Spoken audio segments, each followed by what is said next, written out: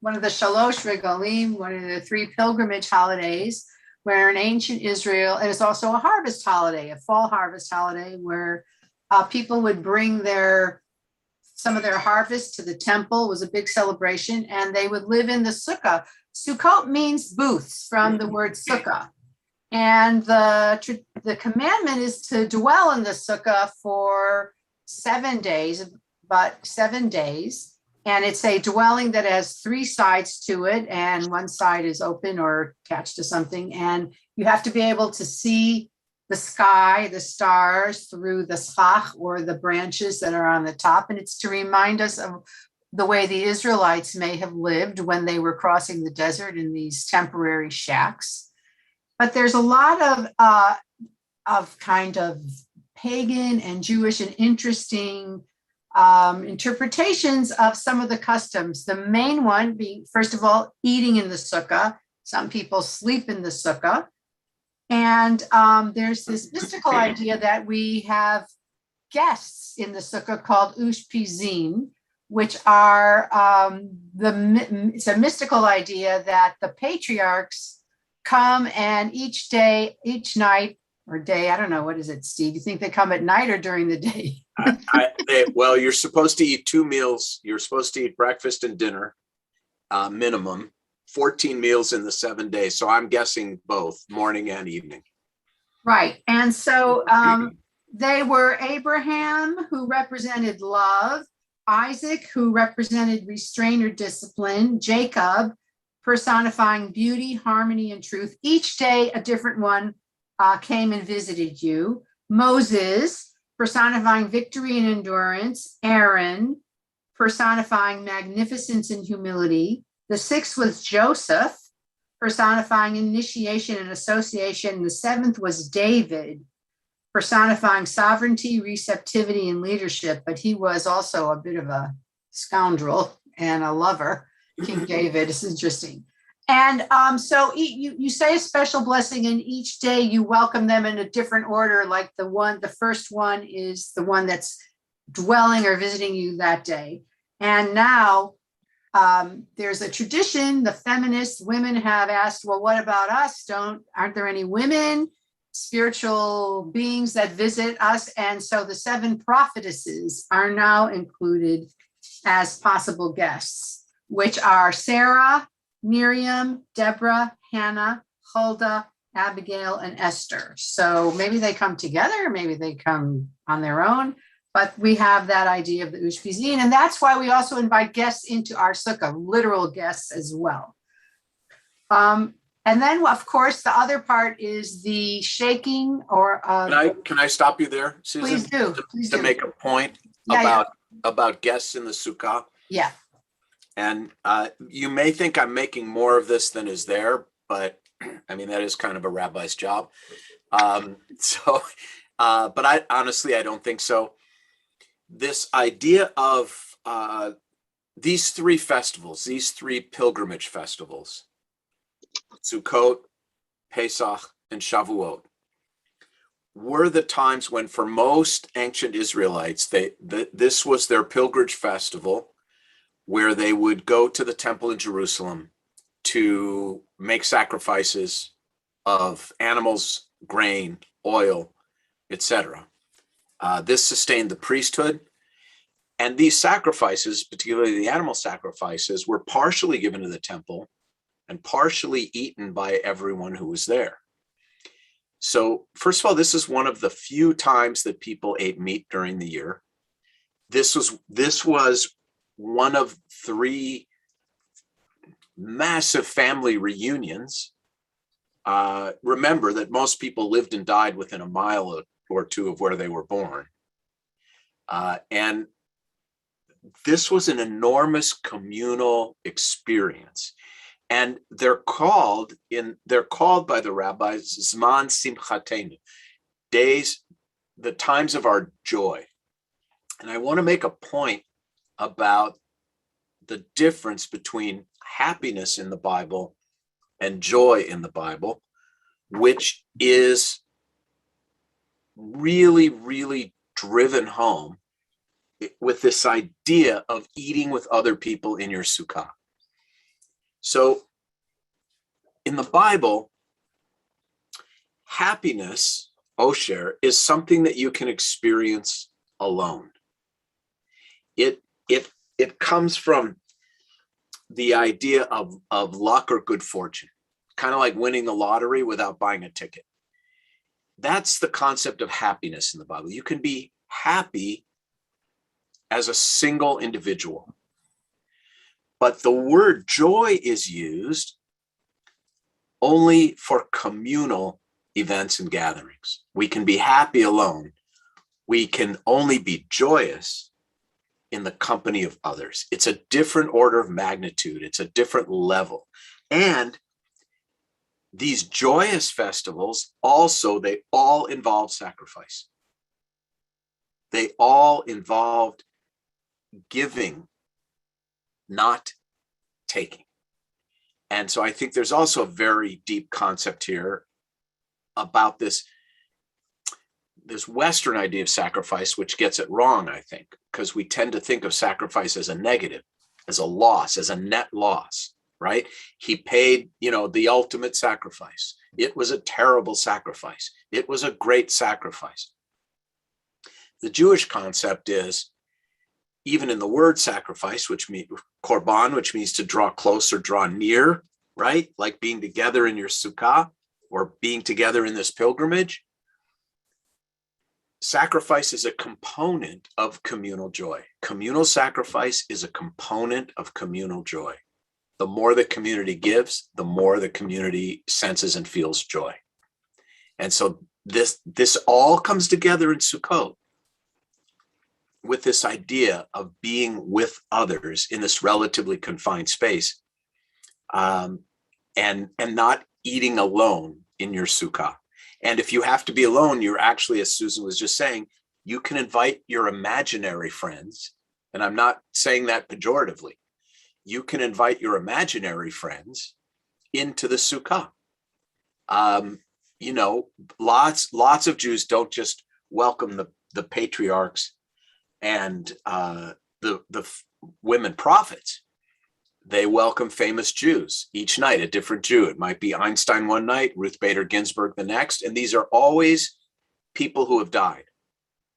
And it's again, there's also Yizkor on Sukkot. So it's again this idea that we can summon people into the present from the past. So that all these ideas come together under this Sukkah. But I think the really important one is this idea that communal celebration is a level of joy that cannot be achieved when we behave and act as individuals. So I want to add to that, because we say the word simcha, and right. When we say that it's a simcha, we never mean we're doing it alone. Correct. It's a communal celebration is a simcha. That's right. One of those That's things. Right. And also the word sacrifice, another word for it is offering. Yeah. Which is, and when you think about offering and sharing and giving, it's a different mentality. It's not a sacrifice, but it's from a place of, generosity and gratitude that right. we're giving this. And I've also always said that, in the Jewish tradition for 3,000 years, families have been eating dinner together. Well, that's right. Like they say, there used to be commercials, have dinner with your family. Well, we've been having dinner with our family for 3,000 years. Sukkot was a biblical tailgate party. And so was Passover, and so was Shavuot.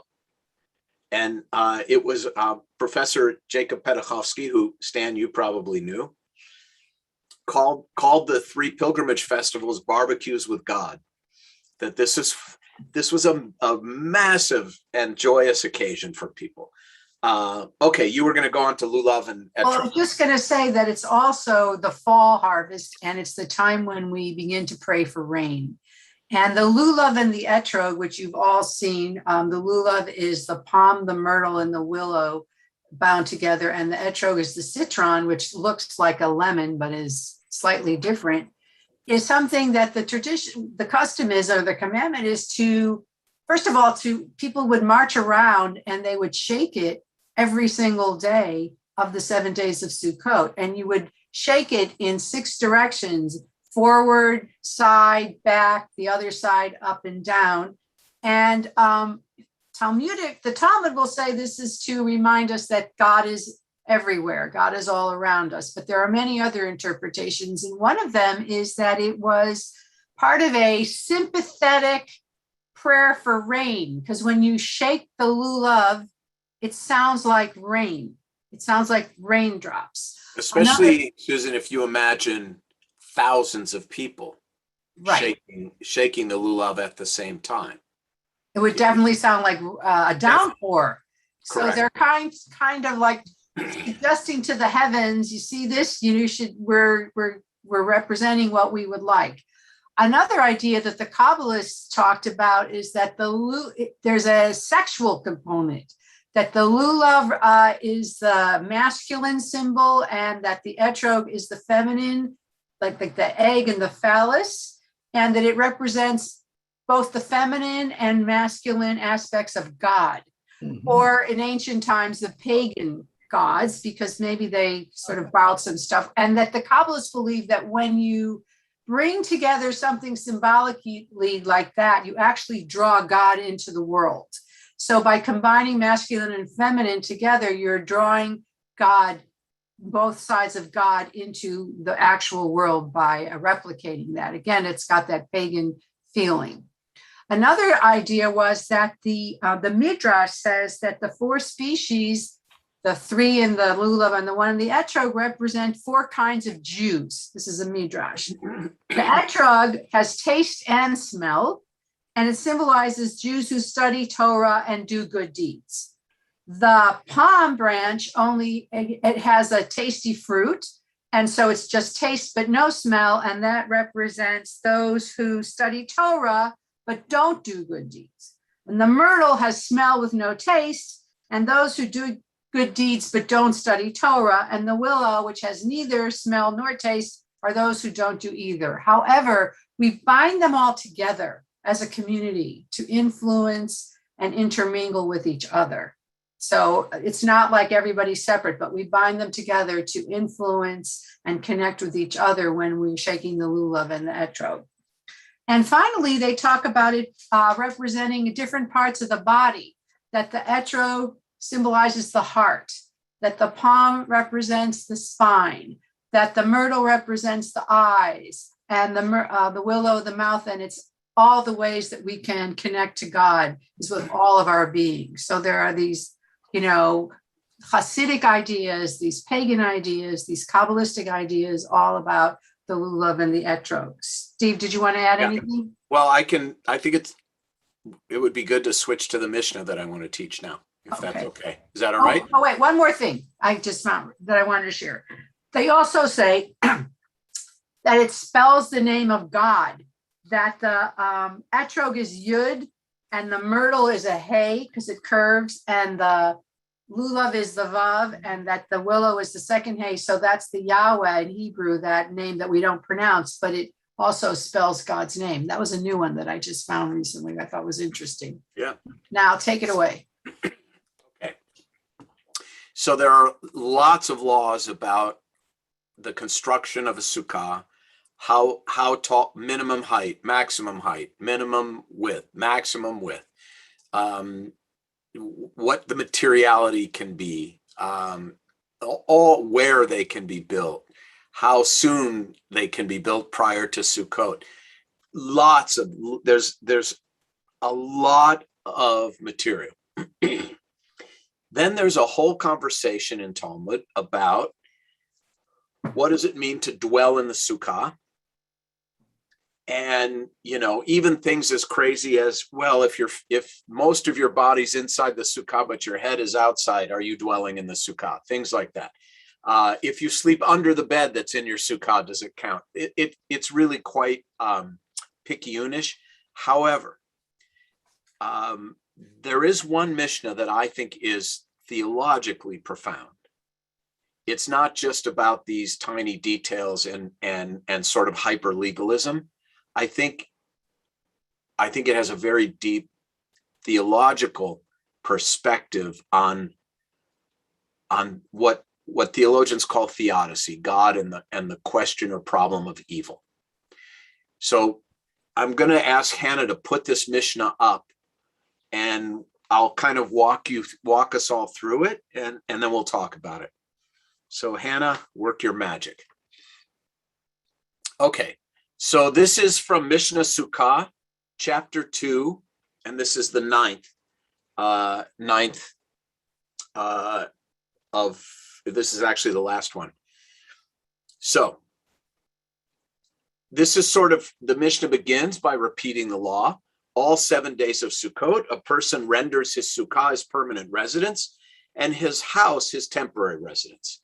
And then, of course, all over Mishnah Sukkah is like, what constitutes a permanent residence? How do you make it your permanent residence, et cetera, et cetera. But the bottom line is, we're supposed to dwell in the sukkah as if it is our home, and to treat our home as ancillary. Now, this is the time of year, particularly in Israel and in Southern California before global warming, when rain really, we're entering the rainy season, or at least what used to be the rainy season. And the rabbis ask this question: what if you're dwelling, sleeping, living, eating in your sukkah, and it starts to rain? If rain fell, from when is it permitted to vacate the sukkah? In other words, how wet do you have to get? How hard does it have to be raining before you can go inside, go back into the house?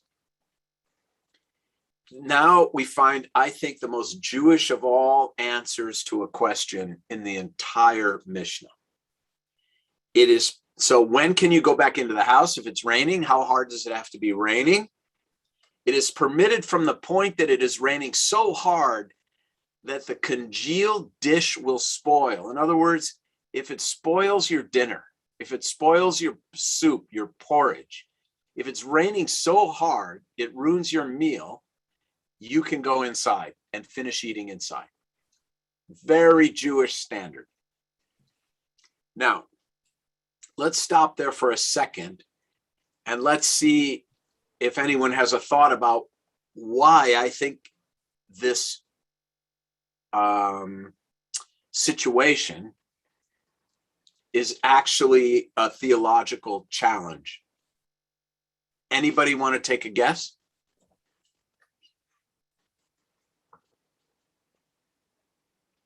Okay, I'll tip my hand. All right. Here's the real question. Now, keep in mind that from the perspective of the sages, God is responsible for rain. That's why there was all this sympathetic magic with the lulav. And there was also something called the libation offering during Sukkot, where the high priest would pour water and wine on his feet.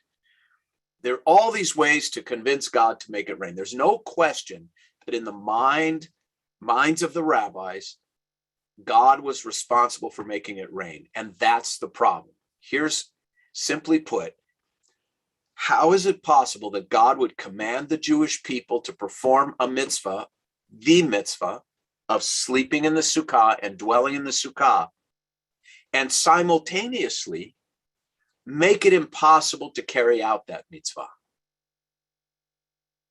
You with me? If God is certainly responsible for telling us to dwell in the sukkah, and God is certainly responsible for rain, so how is that possible that God would command us to do something and then make it impossible for us to do it? And this is the question the rabbis are now going to wrestle with. And I think their answer is quite deep. So let me read their answer. The sages told a parable. To what is this matter comparable? It is comparable to a servant who comes to pour wine for his master. Now, keep in mind, in this genre of literature, anytime we're talking about a servant and a master, who do you suppose these two parties really are meant to represent? Who are we talking about? Somebody unmute and give me some help. Go ahead, Roy. God and the Jewish people. Precisely. We are the servant and God is the master. So these parables are always, if you see something about a king and a subject, always the same thing. All right. So to what is this matter comparable? It is comparable to a servant who comes to pour wine for his master, and he pours a jug of water in his face to show him that his presence is not desired. Now, the servant is coming, by the way, in his face is in the face of the servant.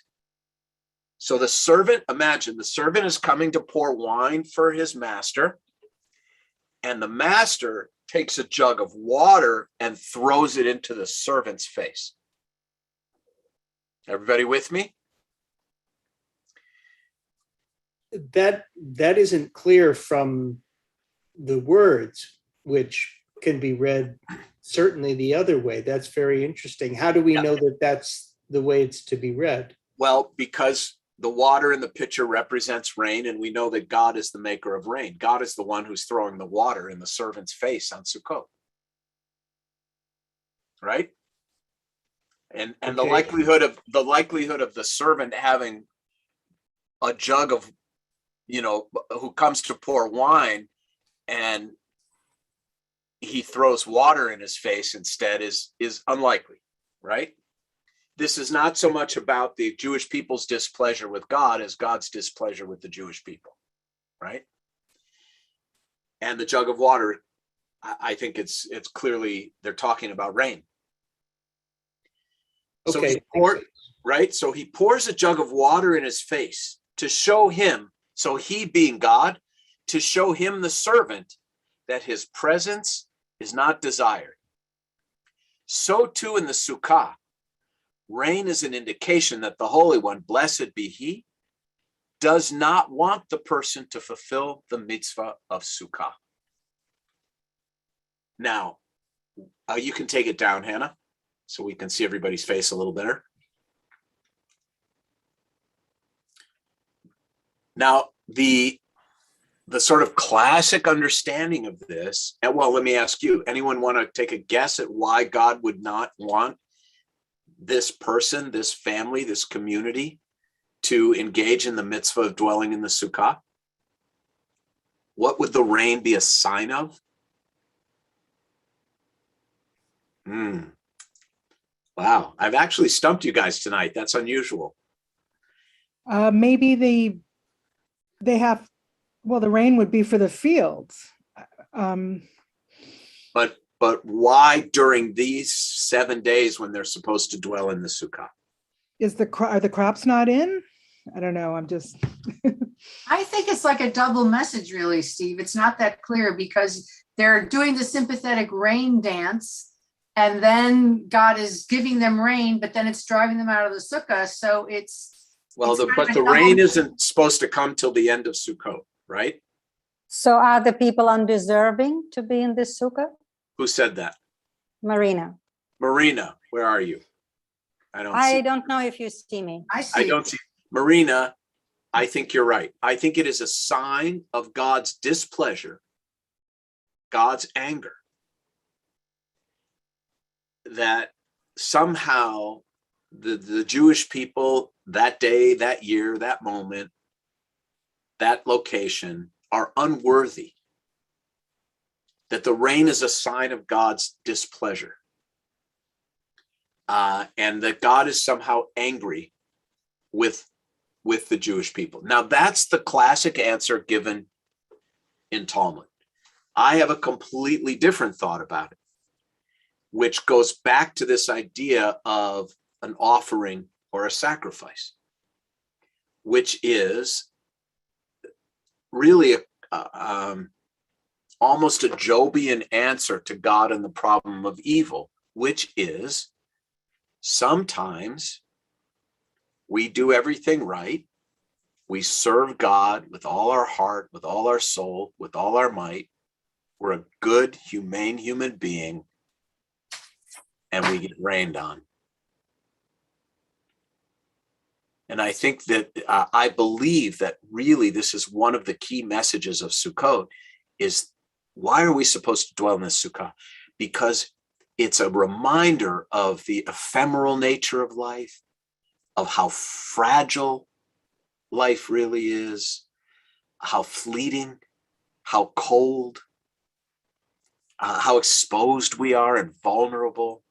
These are all elements that we gain from sleeping in the Sukkah, including the fact that we can serve God and still get rained on. And I think that's the deeper theological point of view in this seemingly innocuous tiny little Mishnah about rain spoiling our soup. I think there's a lot there. So that's I wanted to share that with everyone because I think it encapsulates so much about the fragility of the Sukkah and our vulnerability and the fact that righteous people get rained on. And the Talmud still says, even when you're getting rained on, you should still be able to eat. And not You gotta eat. your dinner still shouldn't be ruined because Yeah. you don't have to give up your dinner. You can go inside. Yeah, you gotta Rabbi, eat. Yes. Rabbi, the rain could also be the tears of God. He's sorrowful that these people are not worthy. Yeah. Yeah. But it's a sign of unhappiness or displeasure. As I had mentioned to the rabbis, unfortunately I have to go, but the last thing I'll say is that Steve, it reminds me of your sermon. Yes. I mean, it seems a very, very It's- much in It's Jobian. with your message. Yeah, I think it's Jobian. It is.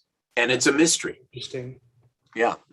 Thank Rabbi, you. is there an explanation to the people as to why it's happening so that they can learn for the future? Well, no, not specifically. You're supposed to figure out why God I mean, sometimes Torah is very overt. You worship idols, you do this, you do that. But in this Mishnah, there's nothing.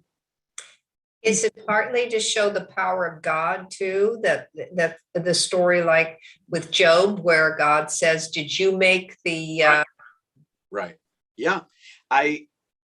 It's clearly God's doing. But the classic understanding is it is a sign of God's displeasure. I'm taking it to a different, more nuanced level, that it's actually not so much a sign of God's displeasure as much as it is a lesson about vulnerability and fragility. And as one rabbi put it, expecting being a good person to protect you from evil is like expecting the bull not to charge you because you're a vegetarian. It's like, we all get rained on. Bob Marley, the great rabbinic sage Bob Marley, I just thought of this. The great rabbinic sage Bob Marley said, when the rain falls, it don't fall on one man's house. That's right. Right? We all get rained on. Yeah. I can't believe I quoted Bob Marley in a session on Mishnah, but why not? Yeah, Bernd, go ahead. Well, here's another one that it doesn't rain, as you said, in Israel, but it rains in the Galut, in the diaspora, quite a lot.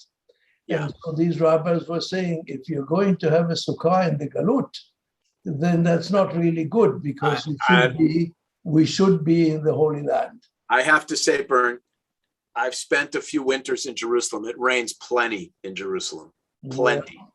So, it's whatever, 6,000 feet up. So I think it does very, I think not in September. This is this year. Yeah, it's a little early, but yeah. Stanley. It among the other interpretations, when I read this passage previously, I was struck by the fact that what we consider to be blessings may not be blessings, and what we consider to be curses may not be curses. And yes, I've read your books. Yeah. Yes. Yes. But that's really there. The rain could be experienced by us as a terribly bad thing, but boy, the farmer is not having any problem with that rain. Right. Right. Yeah. There's a duality to it. There's a duality to it, just as there's a duality to suffering. And yeah, it's a really good point. Okay, so that was my fastball right down the center for a strike for tonight. Susan, I'll kick it back to you. Well, how many of you have a sukkah or have a lulav and an etrog at home? I mean, do you have one, Stan and Risa, this year? We are in such a happy state that we have commissioned our son. We helped him build his sukkah, and for that we get residential privileges. Wow, it's like a timeshare.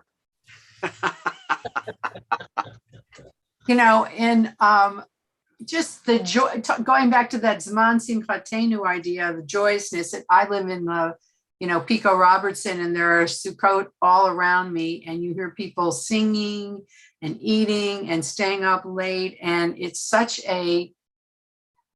not really in the reform, rubric, but it's become more and more that people are building Sukkot and celebrating this holiday, and even thinking about, it's a time to think about what's our harvest from this year? What have we harvested? It's been a really tough year.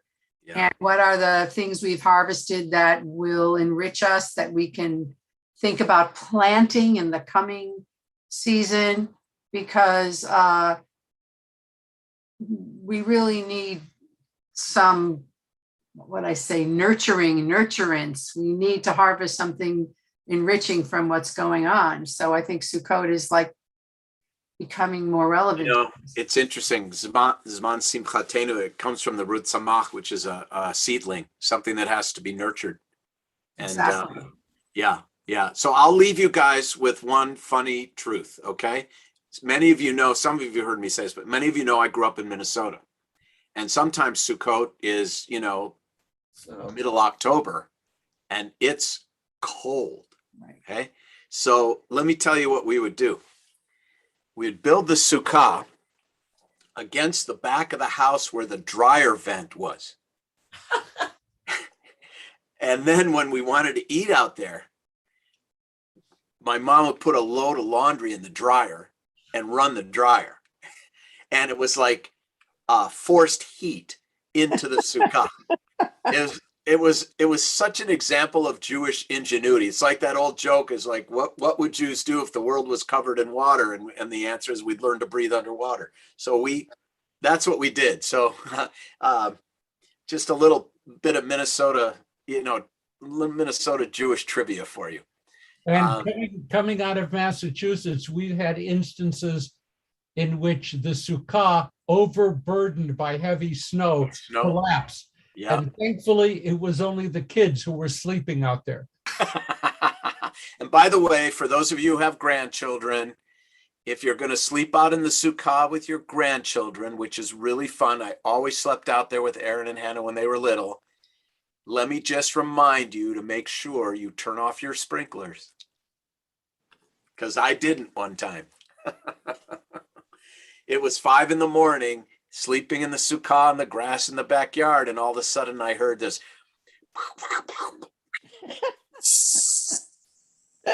And we were drenched, so it spoiled the soup. Anyway, I want to wish you all a really, really happy Chag Sameach. Thanks for joining us. Eat outside if you don't have a sukkah. Exactly. And take good care of each other. We miss seeing you all. Chag Sameach, everybody. Chag Sameach. Thanks, Susan. Thank you, Hannah, for helping us. Thank you, Steve.